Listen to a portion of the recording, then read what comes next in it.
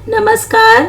आज हम missile man की जीवन यात्रा में सहभागिता करेंगे। वो मिसाइल मैन हैं डॉक्टर एपीजे अब्दुल कलाम आजाद। अखबार बेचने से लेकर राष्ट्रपति बनने तक मिसाइल मैन की पूरी कहानी।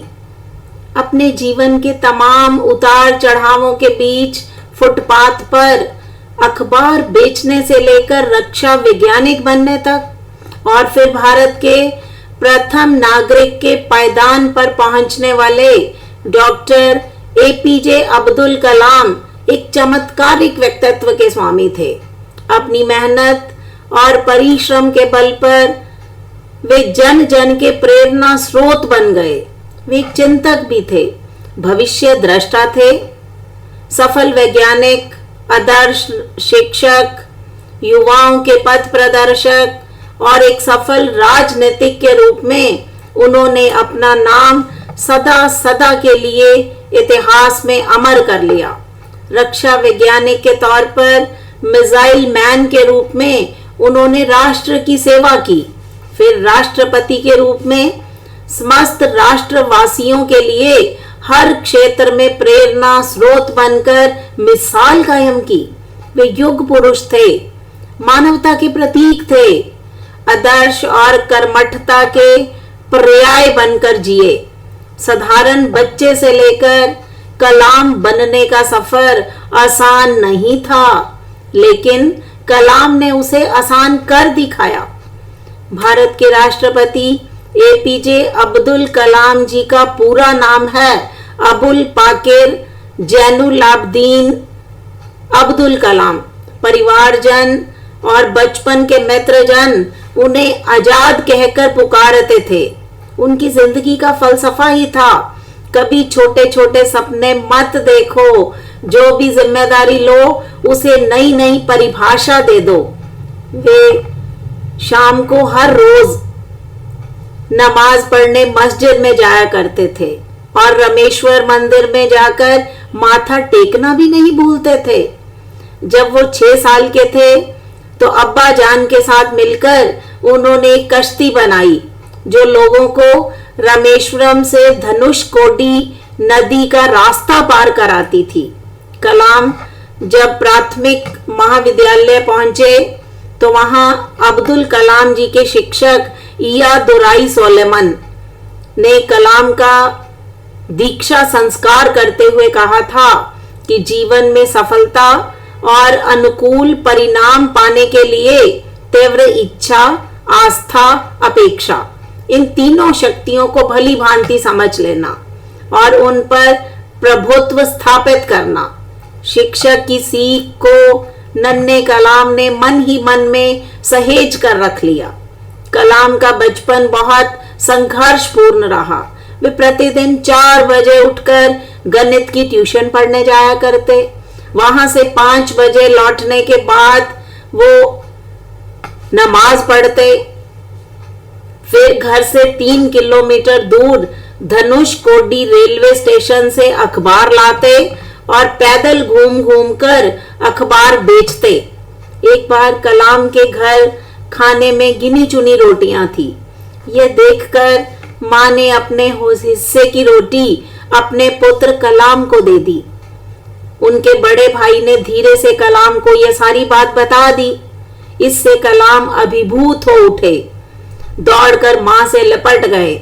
उनके बाल हृदय में मां के लिए विशेष स्नेह जागृत हो उठा।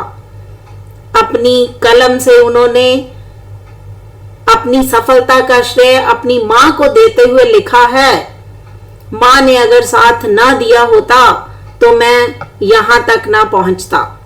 पढ़ाई में रुचि जागृत होने के बाद कलाम का समय उनके पड़ोसी श्री मणिकम के पुस्तकालय में बीतता। कलाम को प्रेरित करने वालों में विज्ञान शिक्षक सुब्रमण्यम अय्यर पहले व्यक्ति थे। हाई स्कूल की शिक्षा के बाद कलाम 1950 में सेंट जोसेफ कॉलेज में पहुंचे।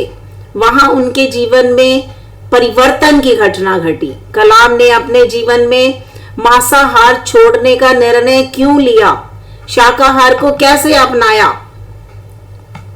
वो अपने जीवन में जब सेंट जोसेफ कॉलेज तिरुचिरापल्ली में प्रवेश लिया तो वहां शाकाहारी बन गए, क्योंकि उन्हें जो स्कॉलरशिप मिली थी वो उनके मांसाहारी भोजन का खर्च वहन करने में पूर्ण नहीं थी। ये बहुत कठिन काम था, तो समय के चलते उन्होंने मांसाहार छोड़ने का निर्णय ले लिया, जो बाद में उनकी आदत में परिणत हो गया। कॉलेज में पढ़ते हुए कलाम की रुचि दर्शन शास्त्र की ओर विकसित हुई। इन्हीं दिनों में भौतिकी की भी और वो अपना झुकाव महसूस करने लगे। जब वे मद्रास इंस्टीट्यूट ऑफ तकनीक में अध्ययन कर रहे थे तो उस समय युद्ध के लिए इस्तेमाल होने वाले हवाई जहाज की रूपरेखा तैयार की। कलाम के शिक्षक प्रोफेसर श्रीनिवासन उनके कार्य की प्रगति से संतुष्ट नहीं थे। कलाम ने एक महीने का समय मांगा तो श्रीनिवासन ने कहा, देखो कलाम, मैं तुम्हें 30 दिन नहीं सिर्फ 3 दिन दे सकता हूं। 3 दिन के बाद कलाम के शिक्षक ने उनको गले लगा लिया और पीठ थपथपाते हुए कहा, मुझे पता था कि तुम कर दिखाओगे। जोश और जुनून से भरे कलाम हमेशा काम के प्रति पूरी तरह समर्पित रहे। काम के क्षणों में वो इस बात की परवाह नहीं करते थे कि समय अनुकूल है या प्रतिकूल। कलाम की हार्दिक इच्छा थी कि वे वायुसेना में भर्ती हों, देश की सेवा करें, लेकिन ऐसा नहीं हो सका। क्या हम कल्पना कर सकते हैं कि उस युवक के मन पर क्या बीती होगी जो वायुसेना में विमान चालक बनने की ना जाने कितनी सुखद आशाएं लेकर देहरादून गया था, पर परिणामों की सूची में उनका नाम 9वें नंबर पर था, जबकि चयन केवल 8 का ही होना था। पायलट परीक्षा के परिणामों ने उनके सब सपनों को क्षण भर में धूलिधूसरित कर दिया। निराशा के चरणों में वो ऋषिकेश जा पहुंचे। वहां जगत कल्याणी मां गंगा की पवित्रता, पूज्य शिवानंद के सानिध्य और श्रीमद् भगवत गीता के संदेश ने उन्हें नए सिरे से कर्म पथ पर अग्रसर किया। उस समय उन्हें कैसे मालूम था कि नियति ने उनके साथ मजाक नहीं किया, अपितु उनके भाग्य उदय के द्वार स्वयं अपने स्वर्णिम हाथों से खोल दिए हैं। अपनी इस इच्छा के पूरी ना होने पर उन्होंने बेमन से रक्षा मंत्रालय के तकनीकी विकास एवं उत्पाद का चुनाव किया। 1958 में तकनीकी केंद्र में वरिष्ठ वैज्ञानिक सहायक का कार्यभार संभाला। अपनी प्रतिभा के बल पर लक्ष्य भेदी विमान की डिजाइन तैयार करके अपने स्वर्णिम सफर की शुरुआत की। कलाम जब छोटे थे तब अपने मित्र के साथ एक मंदिर में रामलीला देखने गए। वहां पहली बार एक रॉकेट को देखा और देखते ही देखते उनका लगाव रॉकेट बनाने के जुनून में बदल गया। इसके बाद जब भी अवकाश मिलता तो कलाम तरह तरह के रॉकेट बनाकर उड़ाते दिखने लगे। रॉकेट के बारे में जानने की जिज्ञासा ने किताबों की दुनिया में उन्हें ले गई और अपनी बढ़ती जिज्ञासाओं को शांत करने के लिए धर्म ग्रंथों को उन्होंने टटोलना शुरू कर दिया। आधुनिक पुस्तकें भी पढ़ते रहे। उनका सपना साकार हुआ तब इसरो में प्रतिष्ठित वैज्ञानिक विक्रम साराभाई के साथ उनके मार्गदर्शन में उन्हें काम करने का मौका मिला। इसके बाद उनकी सफलता की कहानी गढ़नी शुरू हो गई। ये पहला चरण था जिसमें उन्होंने 3 महान शिक्षकों डॉक्टर विक्रम साराभाई, प्रोफेसर सतीश धवन और डॉक्टर ब्रह्म प्रकाश के नेतृत्व में सीखा। उनके लिए यह सीखने और ज्ञान के अधिग्रहण का समय था। कलाम के पिता, दोस्त, शिक्षक, इंडियन स्पेस साइंस के जनक डॉक्टर विक्रम साराभाई ने कलाम को देश का मिसाइल मैन बनाने में महत्वपूर्ण भूमिका निभाई।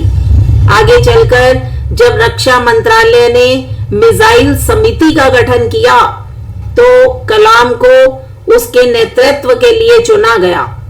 डॉक्टर कलाम ने भारत के रक्षा के क्षेत्र में आत्मनिर्भर बनाने के लक्ष्य से integrated guided missile development programme की शुरुआत के अंतर्गत त्रिशूल, पृथ्वी, आकाश, गंगा, नाग, ब्रह्मोस आदि मिसाइलें विकसित की। इस क्षेत्र में विकास की गति इसी प्रकार बनी रहे, इसके लिए डॉक्टर कलाम ने department of defence research and development organisation का विस्तार करते हुए RCI नामक एक उन्नत अनुसंधान केंद्र की स्थापना की। वह अपनी पुस्तक इंडिया 2020 में उन्होंने लिखा है, मैं भारत को अंतरिक्ष विज्ञान के क्षेत्र में दुनिया का सिरमौर राष्ट्र बनने देखना चाहता हूं। परमाणु हथियारों के क्षेत्र में भारत को सुपर पावर बनना है। नवंबर 1999 में भारत सरकार के प्रमुख वैज्ञानिक सलाहकार बने। उन्हें भारत के विकास स्तर को विज्ञान के क्षेत्र में अत्याधुनिक करने के लिए सोच प्रदान की। वैज्ञानिक प्रणाली और नीतियों को संपन्न कराने में महत्वपूर्ण भूमिका निभाई। नवंबर 2001 में वैज्ञानिक सलाहकार का पद छोड़ने के बाद कलाम ने अन्ना विश्वविद्यालय में प्रोफेसर के रूप में अपनी सेवाएं प्रदान की। इस हेतु उन्होंने निश्चय किया कि मैं 1 लाख विद्यार्थियों से मिलूंगा, उन्हें देश सेवा के लिए प्रेरित करने का काम करूंगा। जीवन में डॉक्टर कलाम का हर चीज के पीछे एक उद्देश्य रहता था और राष्ट्रपति बनने के कुछ समय बाद कलाम को एक कार्यक्रम में हिस्सा लेने के लिए केरल राजभवन में जाना था, जहां भी अपनी ओर से राष्ट्रपति के मेहमानों के रूप में किन्हीं 2 मेहमानों को वो बुला सकते थे। जरा सोचिए, मेहमान कौन थे? उन्होंने भवन के बाहर बैठे एक मोची को और एक छोटे से होटल के मालिक को आमंत्रित किया। ऐसी मिसाल शायद ही कोई राष्ट्रपति कायम कर सके। अपने कार्यकाल के दौरान राष्ट्रपति भवन में स्थित मुगल गार्डन को नए आयामों से शोभायमान किया। वर्ष 2005 में जनरल परवेज मुशर्रफ भारत आए और वे तत्कालीन प्रधानमंत्री मनमोहन सिंह जी के साथ राष्ट्रपति कलाम से भी मिले। मुलाकात से एक दिन पहले कलाम के सचिव PK नायर ने बताया कि सरकार, मुशर्रफ आपसे मिलने आ रहे हैं। इस पर उन्होंने जवाब दिया, मुझे पता है। नायर ने कहा, वे जरूर कश्मीर का मुद्दा उठाएंगे, आपको इसके लिए तैयार रहना चाहिए। कलाम ने नायर की ओर देखा और कहा कि इसकी चिंता मत करो, मैं सब संभाल लूंगा। अगले दिन ठीक 7:30 बजे परवेज मुशर्रफ अपने काफिले के साथ राष्ट्रपति भवन पहुंचे। उन्हें पहली मंजिल पर नॉर्थ ड्राइंग रूम ले जाया गया। कलाम ने उनका स्वागत किया, उनकी कुर्सी तक गए, उनके बगल में बैठे। मुलाकात का वक्त 30 मिनट निर्धारित किया गया था। कलाम ने बोलना शुरू किया, राष्ट्रपति महोदय, भारत की तरह आपके यहाँ भी ग्रामीण इलाके होंगे। आपको नहीं लगता कि हमें उनके विकास के लिए जो कुछ संभव हो करना चाहिए? ऐसे में जनरल परवेज मुशर्रफ हाँ के अलावा और क्या कह सकते थे? कलाम ने कहना शुरू किया, मैं आपको संक्षेप में पुर्रा के बारे में बताऊंगा। Provide urban amenities to rural areas. पीछे लगी प्लाज्मा स्क्रीन पर हरकत हुई। कलाम ने अगले 26 मिनट तक मुशर्रफ को लेक्चर दिया। पुर्रा का क्या मतलब है?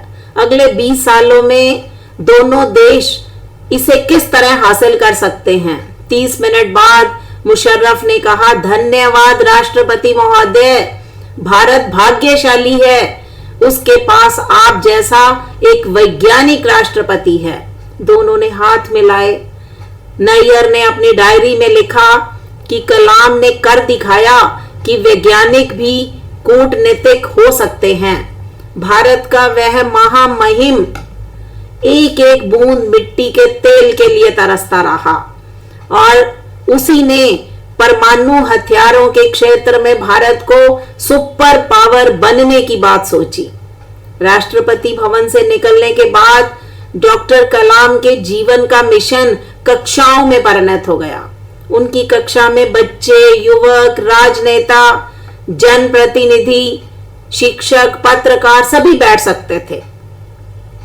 उनका कहना था कि हर विद्यार्थी और शिक्षक अपने जीवन में एक लक्ष्य को तय कर उसे पाने के लिए पुरुषार्थ करने और मुश्किल से मुश्किल परिस्थितियों में भी हार ना मानने की बात को मन में बिठा ले, तो यही हमारे देश को विश्व में एक महाशक्ति के रूप में स्थापित करने का महामंत्र है।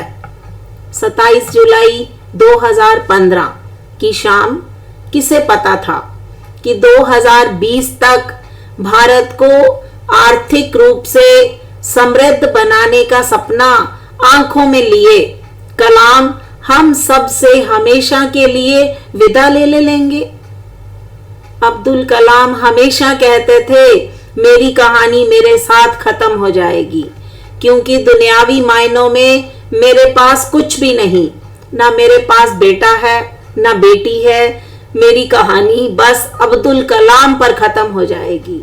लेकिन ऐसा मुमकिन नहीं, क्योंकि अपने प्रेरणादायक विचारों के जरिए वो हमेशा हमारे दिलों में जिंदा रहेंगे। उनके विचार सपने वो नहीं जो आप नींद में देखें, सपने वो हैं जो आपको नींद ही नहीं आने दें। महान सपने देखने वालों के महान सपने हमेशा पूरे होते हैं। जो चीज आपको चैलेंज करती है वही आपको चेंज भी करती है। तकदीर ऐसे ही नहीं बदलती, पहले अपनी सोच को बदलना पड़ता है। जिस दिन हमारे सिग्नेचर ऑटोग्राफ में बदल जाएं, उस दिन मान लीजिए आप कामयाब हो गए। युद्ध किसी भी समस्या का स्थायी समाधान नहीं है। इसी विचार के साथ आज सारे विश्व में युद्ध का वातावरण पूरी तरह से प्रसारित हो रहा है। युद्ध के भयावह से हम पूरी तरह आतंकित हैं। तो हमें डॉक्टर कलाम का विचार कि युद्ध किसी भी समस्या का स्थायी समाधान नहीं है, तो ये हमें इस विचार को अपने अंदर धारण करना चाहिए, लागू करना चाहिए और इन विचारों के साथ डॉक्टर कलाम हर भारतीय के हृदय में हमेशा जीवित रहेंगे। इसी आशा के साथ जय हिंद।